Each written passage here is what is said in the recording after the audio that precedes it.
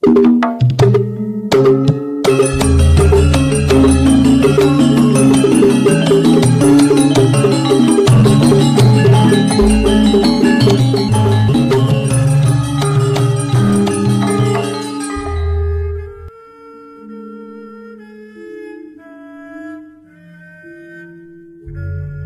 Ibu, para kadang kinasih simbah-simbah lan adik-adik, para rama suster bruder berkah dalem Gusti, sugeng rawuh wonten ing PDSK channel menika.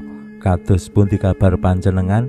Mugi-mugi bagas kasarasan kesehatan kawilujengan tansah mengku kula panjenengan sami anggenipun nglampahi gesang ing dinten menika.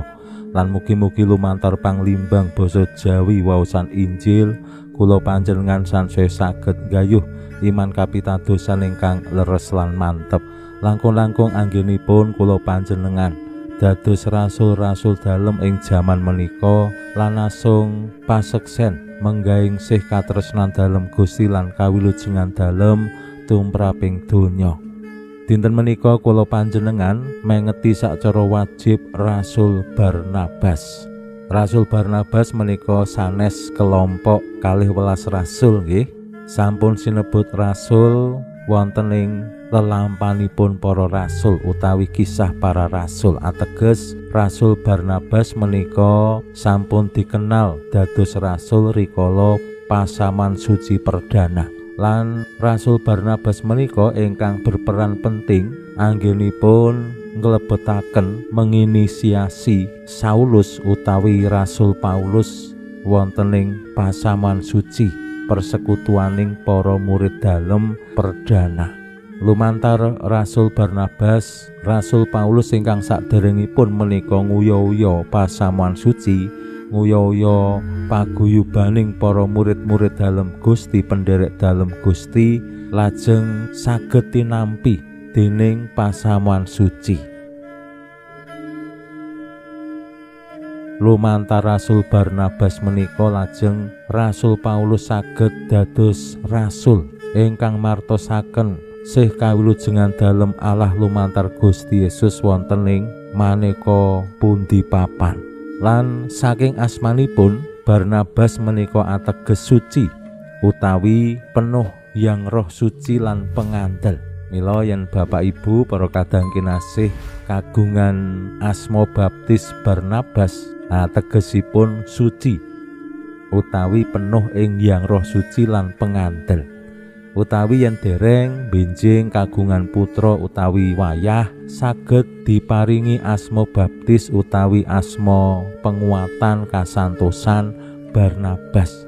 Supados menapa nulat Santo Barnabas dadi wong sing suci, dadi wong sing kapenuhan yang roh suci lan pengandel. Rasul Barnabas ingkang wiwit sakawit pancen sampun derek Gusti Yesus lan pitados ing panjenengane lan lajeng derek cawe-cawe berperan penting mirungganipun nglebetaken Saulus wonten ing komunitas pasaman suci perdana saged dados tulodo tumraping kula panjenengan sami. Murid-murid dalem Gusti sinten kemawon dikersakake Gusti tansah saged cawe-cawe berperan ana ing komunitas paguyuban murid-murid dalem dadi rasul. Nggih mbok menawi sanes kelompok 12 rasul ning sing penting fungsi kerasulan menika tansah gesang wonten ing pribadi kula panjenengan.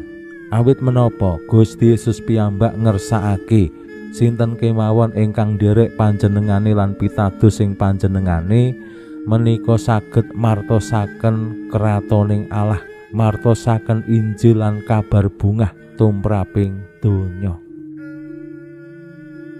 Pramila monggo kita pirengaken sabda dalem Gusti ing dinten menika lan kita wiwiti kanthi sembahyang sawetawis. Konjo ing asma dalem Yang Rama saha Yang Putra tuwin Yang Roh Suci. Amin. Suwawi sami munjuk Gusti Yesus sabda dalem Yang Rama ingkang sampun manjalma mugi karsa ngandika dhateng kawula wonten ing asepen ing telenging manah kawula kabikao kekiyatan lan panglipur ingkang manjing ing sabda dalem kapenuwana kawula mawi roh ing kawicaksanan dalem. Mugi-mugi srana anggen kawula maos lan mirengaken sabda dalem, kawula sansaya nunggil ing sampeyan dalem. Amin. Waosan Injil kapetik saking Injil Matius bab 11 ayat 7 ngantos dumugi 13. Nalika samono Gusti Yesus ngandika marang para murid mangkene, mangkato lan memulango, wartak-wartakno kratoning swarga wis cepak. Wong lara padha sarasno, wong mati uripno, wong buduken resikana, setan-setan tundungen. Kowe nampa kanthi lelahanan, weweo uga kanthi lelahanan. Aja sangu emas apa selaka apa dhuwit ing kanthongmu, aja sangu kampil kanggo ana ing dalan, rangkeban trumpah apa teken. Awit wong nyambut gawe mono wis sakmestine nampa opah. Ngendi kutha apa desa sing kok leboni, takokno dhisik sapa sing pantes kok inebi, lan mondhoka ing kono nganti sak budalmu. Dene yen mlebu ing omah uluka salam mangkene, katentreman tumuruna ing omah kene. Yen mula pantes omah iku, katentremanmu bakal tumurun. Dene yen ora, katentremanmu bakal bali. Makaten sabda dalem Gusti. Suwawi sami munjuk, Gusti, kawula munjuk sembah nuwun karana sabda dalem dadosa obor ingkang madangi margining gesang kawula. Katuntuna kawula sageta sabda dalem menika numusi manah ngantos tansah ngrembaka kangge nggayuh gesang ing swarga. Amin. Bapak Ibu para kadang kinasih simbah-simbah lan adik-adik, ing pengetan Santo Barnabas Rasul, kula panjenengan dipun emotaken dados murid-murid dalem Gusti menika nindakake apa sing dadi dawuh-dawuh dalem Gusti. Lumantar waosan Injil kula panjenengan dikersakake supados mangkato lan memulango, wartak-wartakno kratoning Allah wus cepak. Menika tugas timbalan ingkang dipun paringaken Gusti Yesus.